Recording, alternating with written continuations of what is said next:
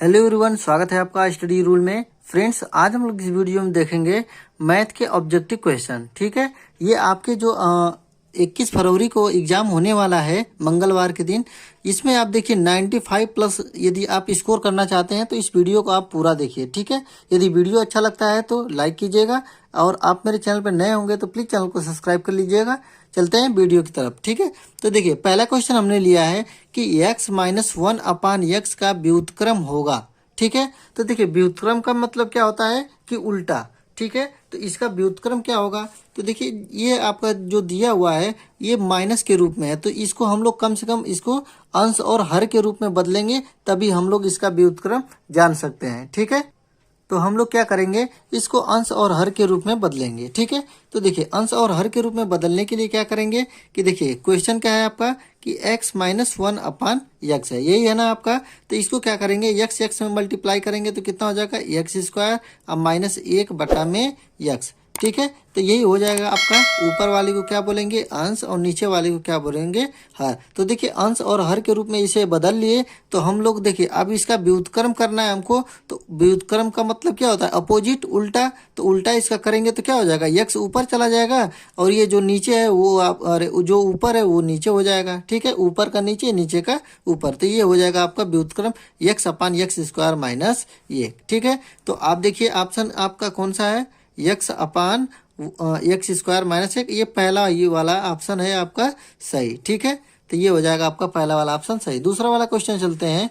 दूसरा क्वेश्चन है आपका कि 1/x का योज्य प्रतिलोम होगा। ठीक है, तो आप देखिए योज्य प्रतिलोम, सबसे पहले आपको जानना पड़ेगा कि योज्य प्रतिलोम होता क्या है।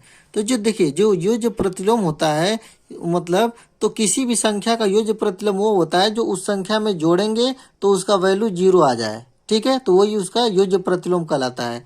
ठीक है, तो आप इसमें इन ऑप्शनों में से देखिए कि 1/x में क्या जोड़ें कि उसका वैल्यू 0 हो जाए। क्या x हम लोग जोड़ेंगे इसमें तो 0 हो सकता है, नहीं। -x इसमें जोड़ेंगे तो हो सकेगा, नहीं होगा।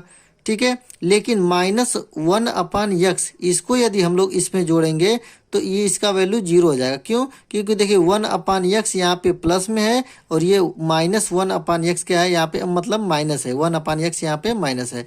तो देखिए जब विपरीत चिन्ह होते हैं और दोनों संख्याएं समान होंगी तो उनको जोड़ेंगे तो क्या वैल्यू आएगा आपका, 0 ही आएगा। ठीक है, तो इसका आंसर आपका कौन सा हो जाएगा, 1/x का योज्य प्रतिलोम क्या हो जाएगा आपका, -1/x। ठीक है, मतलब ऑप्शन नंबर 2 आपका सही हो जाएगा। ठीक है, तीसरा क्वेश्चन देखते हैं। देखिए तीसरा क्वेश्चन है आपका कि के किस मान के लिए रैखिक समीकरण युग्म इतना और इतना के अनंत अनेक हल होंगे। ठीक है, तो आप पढ़े ही होंगे कि अनंत हल के लिए क्या होता है कंडीशन। देखिए सबसे पहले आप समीकरण लिख लीजिए। समीकरण कौन कौन सा है आपका, एक है आपका kx + y = k²। ठीक है, ये आपका पहला समीकरण है। दूसरा आपका क्या दिया हुआ है कि x + ky = 1। ठीक है, ये आपका दूसरा समीकरण है। ठीक है, दूसरा समीकरण हो गया।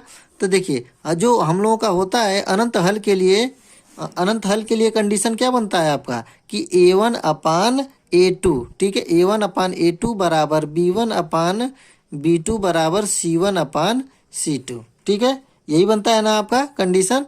तो देखिए और यहाँ पे देखिए अनंत हल कब होती हैं दोनों रेखाएं, ये भी क्वेश्चन पूछ लेता है कि अनंत रेखाएं कब होती हैं, मतलब अनंत हल कब होगा। तो जब दोनों रेखाएं एक दूसरे के ऊपर संपाती होंगी। ठीक है, संपाती मतलब एक दूसरे के ऊपर ओवरलैप करेंगी, तभी ये क्या होता है, अनंत हल प्राप्त होता है। ठीक है, तो देखिए अब इसका वैल्यू निकालना है हम लोगों को ना, के वैल्यू निकालना है। तो देखिए a1/a2 है, तो इस समीकरण में a1 क्या है आपका, k है। ठीक है, और a2 यहाँ पे क्या है, x का गुणांक यहाँ पे कुछ नहीं है, तो मतलब क्या होता है, 1 होता है। ठीक है, मतलब यहाँ पे लिखेंगे k/1। पहला हमारा हो गया क्या, k/1। तो यहाँ पे लिख लेंगे k/1। ठीक, k/1। ठीक, अब देखिए दूसरा क्या है आपका b1/b2। यहाँ पे देखिए b1 का वैल्यू यहाँ पे क्या दिया हुआ है, 1 है। y का यहाँ पे कुछ नहीं लिखा होने का मतलब क्या होता है, 1। ठीक है, और b2 का मतलब क्या हो गया, k। तो यहाँ पे लिखेंगे k। आया समझ में आपका। अब देखिए जो आएगा, अब क्या लिखना है हम लोगों को, c1/c2। अब देखिए C1/C2 को क्या लिखेंगे यहाँ पे, C1 का वैल्यू क्या हो जाएगा, माइनस के माइनस हो जाएगा, ठीक है, माइनस के स्क्वायर, क्योंकि समीकरण को हम लोग लेफ्ट हैंड साइड ले आएंगे ना, लेफ्ट हैंड साइड लाएंगे, बराबर जीरो तो लेना होता है हम लोगों को, तो इसको इधर लाएंगे तो माइनस के स्क्वायर हो जाएगा, ठीक है। और देखिए इसका भी वैल्यू -1 हो जाएगा, ठीक। अब देखिए के का वैल्यू निकालना है हम लोगों को, तो के का वैल्यू हम क्या करेंगे, इन दोनों को आपस में ले लेंगे तो यहाँ से के की वैल्यू निकल जाएगा, ठीक है। देखिए कैसे निकलेगा आपका, के में के का मल्टीप्लाई करेंगे तो कितना हो जाएगा आपका, के स्क्वायर हो जाएगा, ठीक है। यहाँ पे बराबर है तो बराबर, एक में एक का गुणा होगा तो कितना हो जाएगा, 1 हो जाएगा, ठीक है।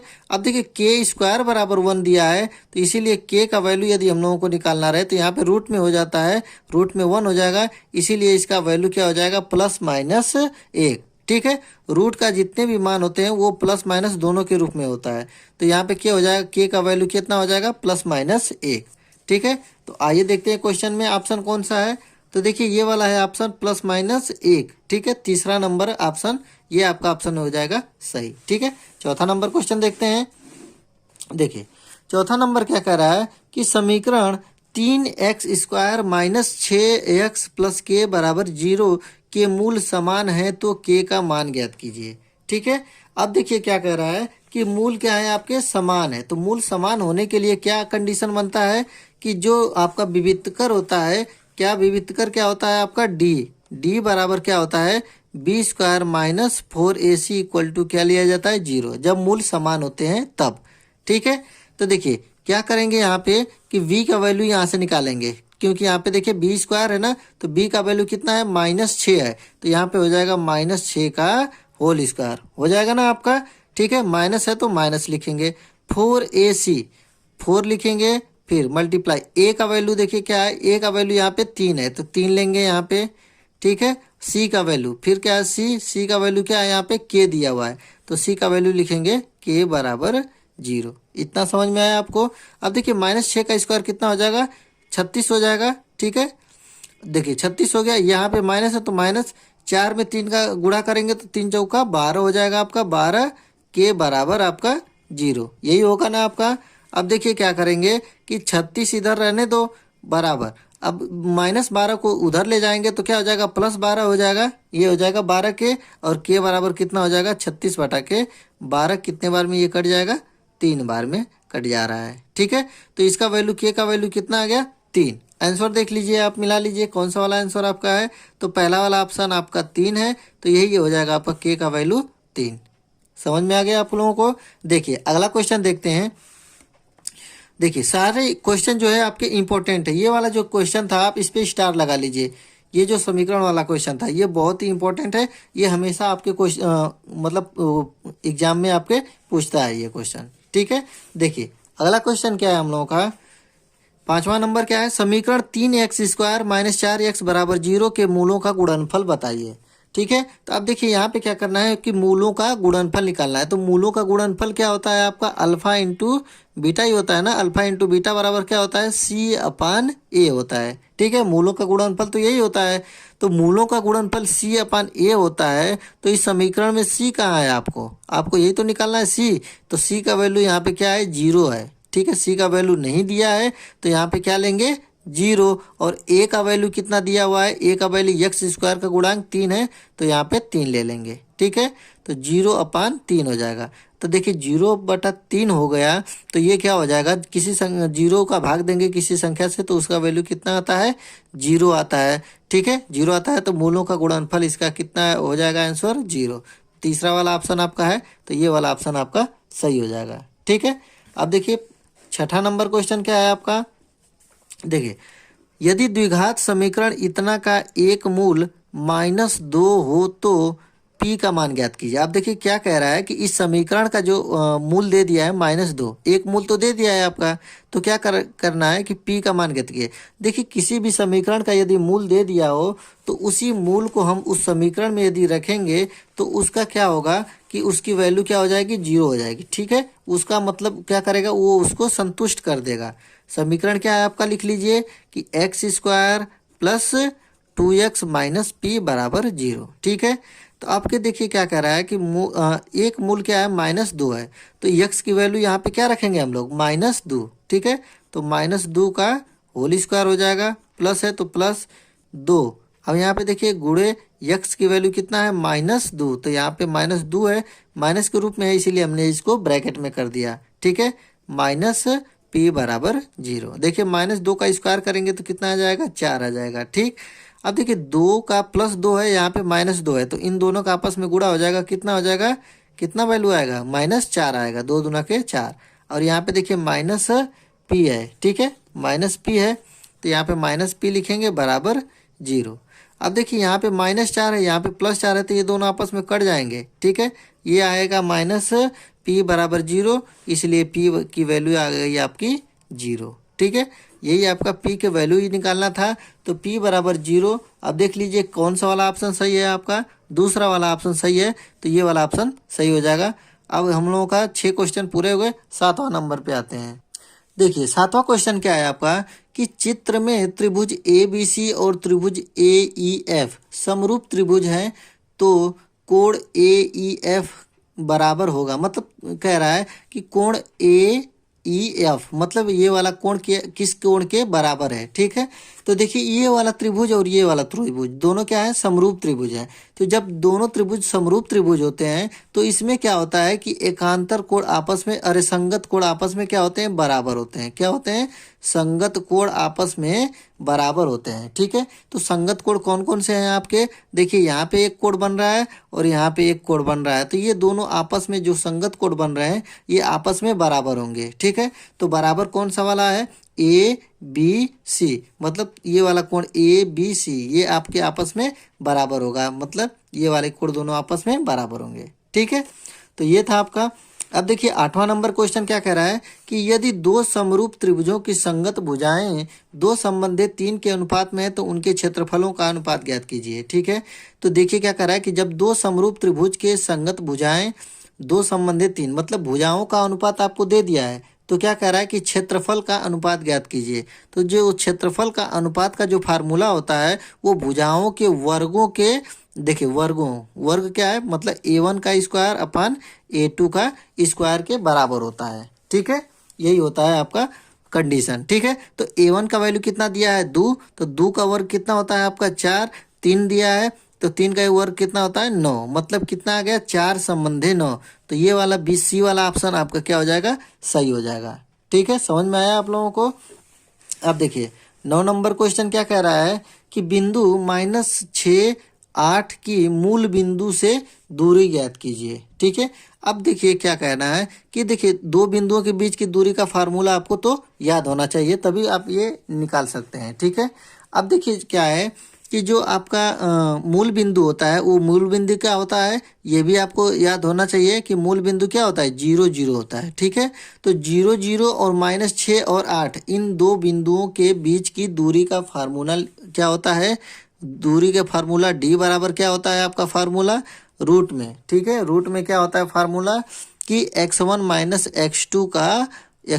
x2 का whole square plus y1 y2 का होल स्क्वायर। ठीक है, फार्मूला यही होता है आपको। ठीक, तो देखिए अब यहाँ पे क्या है, x1 का वैल्यू कितना है -6। ठीक है, x1 का वैल्यू कितना है -6, और देखिए x2 का वैल्यू कितना दिया है 0, 0, तो यहाँ पे लिखेंगे 0। ठीक, समझ में आया आपको। अब देखिए यहाँ पे दिया है बीच में प्लस, y1 का वैल्यू कितना दिया है 8। ठीक है, 8, और y2 का वैल्यू कितना है आपका 0, इसका भी होल स्क्वायर, ये भी होल स्क्वायर होता है। ठीक, अब देखिए यहाँ पे क्या बचेगा आपका -6 का होल स्क्वायर प्लस यहाँ पे क्या बचेगा आपका 8 का स्क्वायर, यही ना बचेगा आपका। तो देखिए 6 का स्क्वायर कितना होता है 36 होता है, और 8 का स्क्वायर कितना होता है 64 होता है। यदि इन दोनों को जोड़ेंगे तो कितना हो जाएगा आपका 100 हो जाएगा। ठीक है, कितना हो जाएगा रूट में 100 हो जाएगा आपका।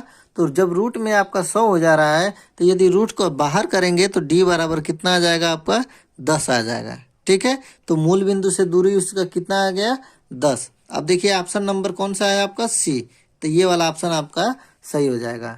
ठीक है, अब देखिए अगला क्वेश्चन क्या है, देखिए क्वेश्चन नंबर 10 क्या है कि उस त्रिभुज का केंद्रक होगा जिसके शीर्ष -2, 5, 8, -2 और क्या है 3, 12 हैं तो अब देखिए क्या कह रहा है कि केंद्रक होंगे, त्रिभुज का केंद्रक। तो केंद्रक का आपको फार्मूला याद होगा तभी तो निकाल सकते हैं। तो देखिए जो केंद्रक का फार्मूला होता है, क्या फार्मूला होता है कि x1 plus x2 plus x3 अपान 3 होता है। ठीक है, तो देखिए x1 की वैल्यू कितना दिया हुआ है आपका -2 प्लस x2 की वैल्यू कितना दिया है 8 है, तो इसको भी जोड़ दो।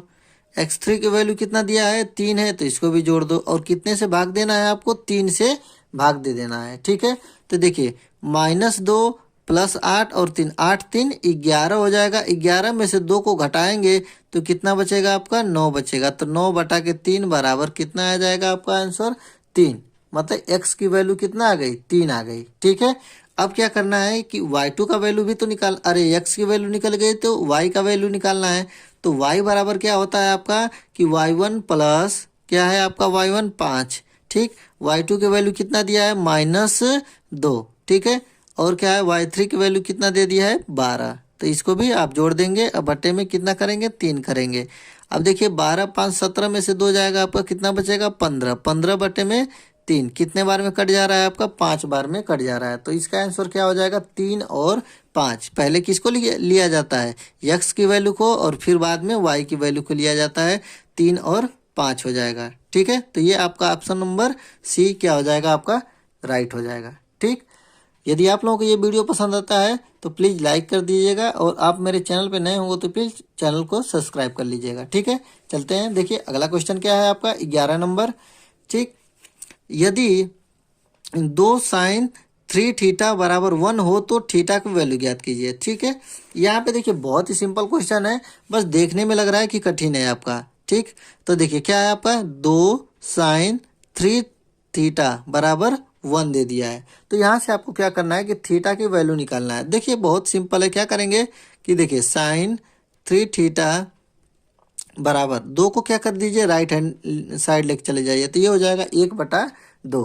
तो अब यहाँ पे देखिए क्या करेंगे साइन 3 थीटा। अब देखिए साइन के किसके मान का 1/2 होता है। तो साइन 30 अंश का मान कितना होता है 1/2 होता है। यही होता है ना, साइन 30 अंश का मान कितना होता है 1/2। तो देखिए साइन साइन आपस में क्या हो जाएंगे कट जाएंगे, बचेगा क्या आपका 3 थीटा बराबर कितना हो जाएगा 30 अंश। यही ना होगा आपका। अब देखिए कि थीटा की वैल्यू तब क्या हो जाएगी आपकी कि 30/3, यही तो हो जाएगा। कट जाएगा आपको कितने बार में 10 बार में। तो ये थीटा की वैल्यू कितना आ गई आपकी 10। ठीक, थीटा की वैल्यू कितना आ गई 10। तो ऑप्शन नंबर आपका कौन सा सही हो जाएगा ये 10 ए वाला। ठीक है, देखिए अगला क्वेश्चन करते हैं, बहुत ही इंपॉर्टेंट क्वेश्चन है ये वाला क्वेश्चन। अब देखिए अगला क्वेश्चन क्या है कि 1 - 10 स्क्वायर 45 अंश बटे के 1 + 10 स्क्वायर 45 अंश बराबर है, किसके बराबर है आपको यहाँ से निकालना पड़ेगा। ठीक है, तो सबसे पहले आप देखिए सबसे आसान क्या है आपको कि 10 45 अंश का मान कितना होता है। ठीक है, तो 10 जो 45 अंश का वैल्यू होता है वो कितना होता है 1 के बराबर होता है। 10 45 अंश का मान कितना होता है 1 होता है। साइन 90 अंश का मान कितना होता है 1 होता है। ठीक है, अब देखिए क्या करेंगे कि यहाँ पे 10 45 अंश का मान रख दीजिए डायरेक्ट। तो ये हो जाएगा आपका 1 - 10 45 अंश का मान कितना होता है 1 होता है। तो 1 का स्क्वायर है तो 1 इसका स्क्वायर कर देंगे बटा 1, फिर क्या है प्लस 10 स्क्वायर 45 अंश, मतलब 10 45 अंश का मान 1 है तो इसका भी स्क्वायर कर देंगे। तो यहाँ पे देखिए 1 माइनस 1 का स्क्वायर कितना होता है 1 ही तो होता है। यहाँ पे भी 1 + 1 हो जाएगा। ठीक है, यहाँ पे देखिए 1 में से 1 जाएगा कितना बचेगा आपका 0 बचेगा, और नीचे कितना बचेगा 2। तो किसी 0 से 0 से में भाग देंगे तो कितना आता है आपका आंसर 0 ही आता है। ठीक है, अब यहाँ पे तो 0 आ गया, आपको निकालना क्या है कि किसके रूप में आप निकालना है। तो किसका अब वैल्यू 0 होता है तो cos 90 अंश का मान कितना होता है 0 होता है। ठीक है, cos 0 अंश का मान क्या होता है, अरे cos 90 अंश का मान कितना होता है cos 90 अंश का मान 0 होता है। तो ऑप्शन नंबर ये वाला आपका सही हो जाएगा। और cos 0 अंश का मान कितना होता है तो cos 0 अंश का मान 1 होता है। ठीक है, और साइन कितना 90 अंश का मान 1 होता है, और cos 0 अंश का मान 1 होता है। ठीक, आप इतना क्वेश्चन समझ गए 12 नंबर। अब देखते हैं 13 नंबर। अब देखिए क्वेश्चन नंबर 13 क्या कहता है कि किसी पेड़ की छाया उसकी ऊंचाई से कड़ी में 3 गुनी है। ठीक है, किसी पेड़ की जो छाया है उसकी ऊंचाई से कड़ी में 3 गुनी है, मतलब छाया की लंबाई क्या है ज़्यादा है और पेड़ की लंबाई कम है। ठीक है, तो आपको यहाँ पे क्या करना पड़ेगा कि आपको एक फिगर बनानी पड़ेगी। ठीक है, फिगर कैसी बनानी पड़ेगी, देखिए फिगर बनानी पड़ेगी ऐसी एक। देखिए क्या कह रहा है कि करनी में 3 गुनी है, मतलब उसकी यदि पेड़ की लंबाई यक्स है तो उसकी छाया कितनी है, करनी में 3 यक्स है। ठीक है, करनी में 3 गुनी है ना उसकी लंबाई की। तो अब क्या कह रहा है कि सूर्य के उन्नयन कोण का मान ज्ञात कीजिए। ठीक है, उन्नयन कोण कौन सा होता है, तो सूर्य का जो उन्नयन कोण, देखिए सूर्य तो यहाँ से चमकेगा ना, सूर्य तो ऐसे ही चमकेगा। तो अब यहाँ पे क्या कह रहा है कि उसका उन्नयन कोण ज्ञात कीजिए, ये वाला आपको वैल्यू निकालना है, उन्नयन कोण का मान। ठीक है, तो देखिए क्या करेंगे कि उन्नयन कोण निकालने के लिए यहाँ पे क्या करेंगे, इन दोनों के रूप में tan का रूप लेंगे, क्योंकि लंब बटे आधार होता है। ठीक है, तो tan थीटा बराबर कितना होता है, लंब बटे आधार, मतलब कि यक्स बटा के करनी में 3 यक्स, यही ना होगा आपका। अब देखिए क्या होगा कि यक्स की वैल्यू आपका आपस में कट जाएगी, तो tan थीटा बराबर कितना हो जाएगा, 1 बटा करनी में 3। तो देखिए tan कितने अंश का मान 1 बटा करनी में 3 होता है, 30 अंश का वैल्यू होता है आपका 1 बटा करनी में 3। ठीक है, तो tan 30 अंश का मान होता है। तो यहाँ से क्या करेंगे, जो वैल्यू आया आपका कितना अंश आया, 30 अंश। ठीक है, तो ये वाला आपका आंसर क्या हो जाएगा, बी वाला ऑप्शन सही हो जाएगा। ठीक है, अब देखिए अगला क्वेश्चन क्या है कि किसी वृत्त पर कितनी स्पर्श रेखाएं खींची जा सकती है। बहुत ही सिंपल क्वेश्चन है और बहुत ही दिमाग लगाने वाला भी क्वेश्चन है। जिनको नहीं आएगा वो एकदम कंफ्यूज हो जाएंगे कि क्या करें, 1 या 2 करेंगे या इनमें से कोई भी नहीं। ठीक है, तो देखिए किसी भी वृत्त पर कितनी, सबसे पहले एक चीज जानेंगे कि कोई भी वृत्त हो वो कितने बिंदुओं से मिलकर बना होता है, तो असंख्य बिंदुओं से मिलकर बना होता है कोई भी वृत्त। ठीक है, तो कोई भी वृत्त यदि असंख्य बिंदुओं से मिलकर बना हुआ है तो उस पर कितने स्पर्श रेखाएं खींची जा सकती हैं, तो उस पर अनंत स्पर्श रेखाएं खींची जा सकती है। देखिए कैसे, यदि मान लीजिए यही आपका वृत्त है तो यहाँ पे तो बहुत सारे बिंदुओं से मिलकर ही तो वृत्त आपका निर्माण होता है। तो यहाँ पे मान लीजिए यहीं पे यदि बिंदु है तो यहाँ पे भी एक स्पर्श रेखा खींची जा सकती है, यहाँ पे है तो यहाँ भी खींची जा सकती है, यहाँ पे है तो यहाँ पे भी है, तो यहाँ से बहुत से मतलब स्पर्श रेखाएं खींची जा सकती है। ठीक है, तो इसका आंसर आपका कौन सा हो जाएगा, अनंत, सी वाला ऑप्शन आपका सही हो जाएगा। ठीक, अब देखिए 15 नंबर वाला क्वेश्चन क्या है आपका कि एक अर्धवृत्त का परिमाप 72 सेंटीमीटर है तो व्यास होगा। अर्धवृत्त का परिमाप, अब देखिए क्या होता है, अर्धवृत्त क्या होता है, देखिए मान लीजिए एक पूरा वृत्त था, हमने क्या कर दिया, उसको काट दिया आधा। तो इसका क्या कह रहा है कि अर्धवृत्त का परिमाप, मतलब ये पूरी लंबाई जो आपका कितना दे दिया है, 72 सेंटीमीटर। ठीक है, 72 सेंटीमीटर। तो देखिए आप देखिए कि इसका जो लंबाई है किस किस चीज़ों से मिलकर बना हुआ है। सबसे पहले कि यदि ये पूरा वृत्त यदि होता ये, तो वृत्त का परिमाप कितना होता है, 2πr। तो वृत्त का परिमाप यहाँ पे तो आधा है, तो उसका क्या लेंगे, बस πr लेंगे। ठीक है, πr लेंगे, और यहाँ पे वृत्त का व्यास भी तो लेंगे इसमें, तभी तो हो पाएगा। तो वृत्त का व्यास कितना होता है, 2r होता है। ठीक है, और वही दे दिया है कितना आपका, 72 सेंटीमीटर, मतलब कि πr + 2r बराबर कितना है आपका, 72 सेंटीमीटर दे दिया है।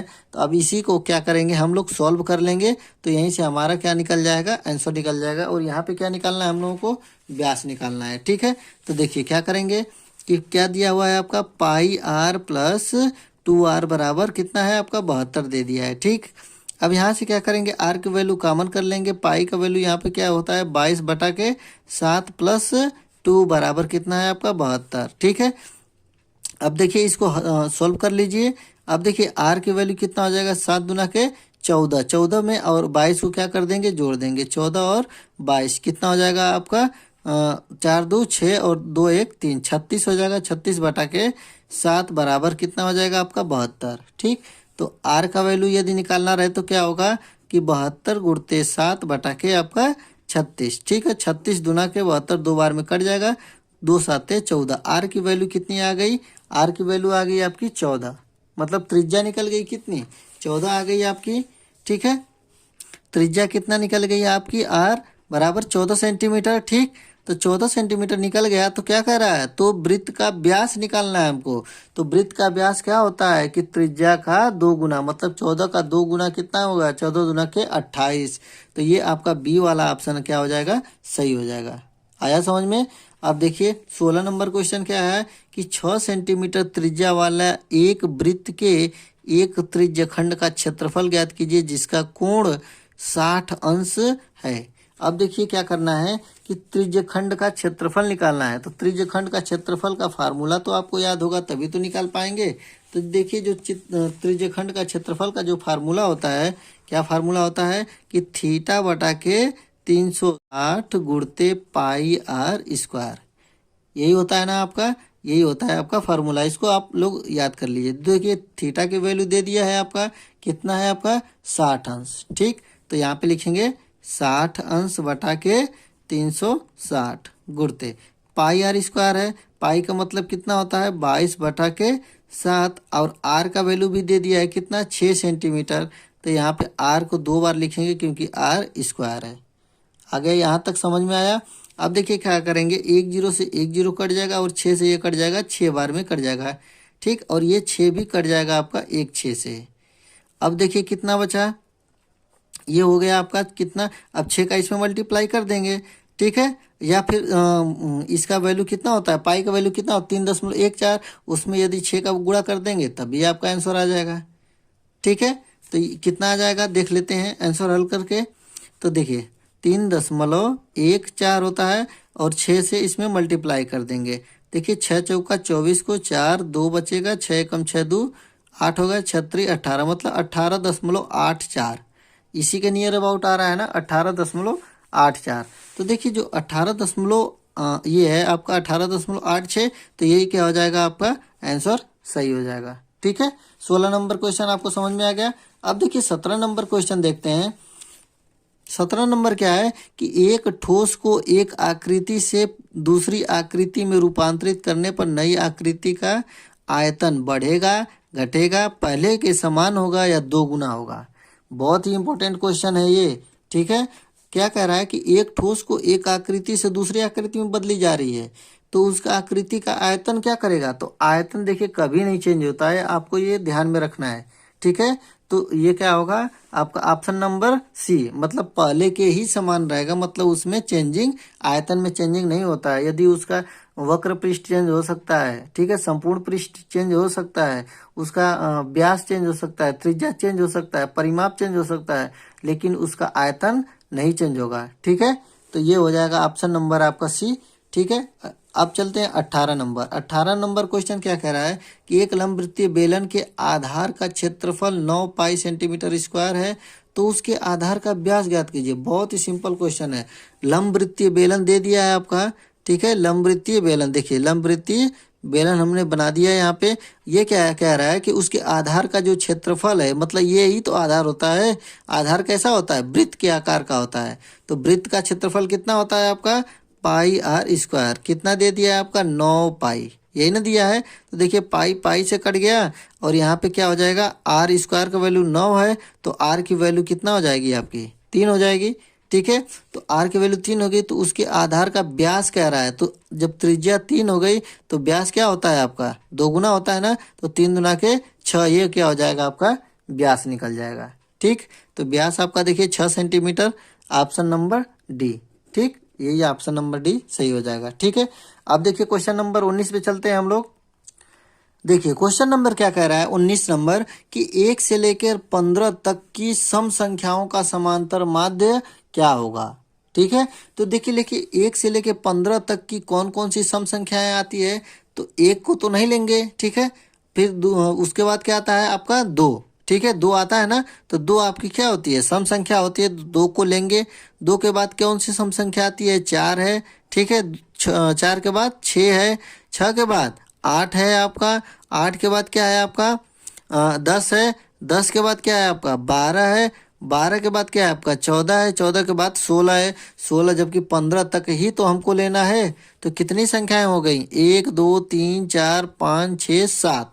अब इसी में क्या करेंगे, कितनी संख्याओं से भाग दे देंगे 7 से भाग दे देंगे। तो जो आंसर आएगा वही, अरे जो आपका आएगा वही क्या हो जाएगा आपका आंसर हो जाएगा। ठीक है, तो इसको जोड़ेंगे तो कितना आएगा आपका, जोड़ेंगे तो आएगा आपका कितना 56, 56 आएगा 56। अब बटे में कितना से भाग देंगे 7 से, 7 से ये कट जाएगा कितने बार में 8 बार में। ठीक है, कितने बार में कट जाएगा 8 बार में, और 8 यही क्या हो जाएगा हम लोगों का समांतर माध्य हो जाएगा बी नंबर 7।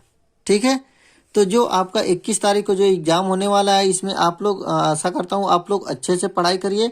आपका 21 तारीख को जो मैथ का पेपर है उसमें आप एकदम पूरे 70 में 70 लाइए, ठीक है। अच्छे से पढ़ाई करिए।